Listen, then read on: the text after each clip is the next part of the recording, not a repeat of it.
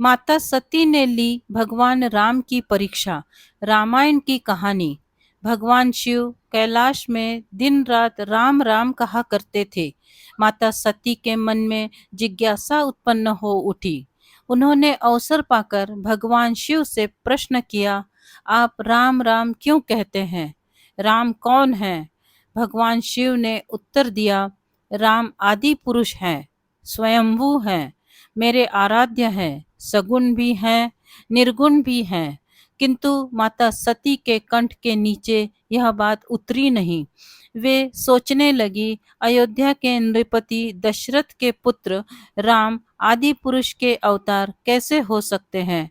वे तो आजकल अपनी पत्नी सीता के वियोग में दंडक वन में उन्मत्तों की भांति विचरण कर रहे हैं।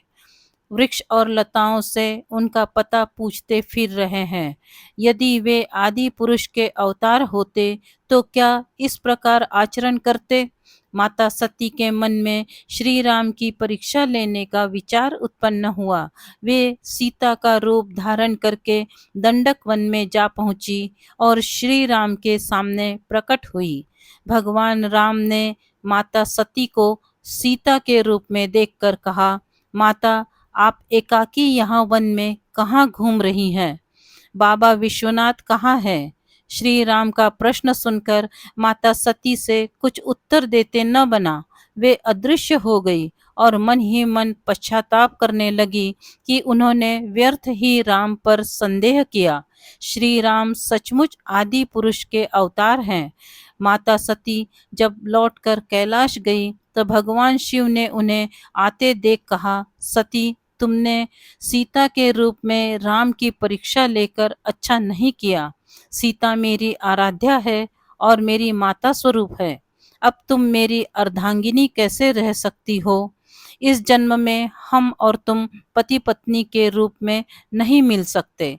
शिवजी का कथन सुनकर माता सती अत्यधिक दुखी हुई, पर अब क्या हो सकता था? शिवजी के मुख से निकली हुई बात असत्य कैसे हो सकती थी?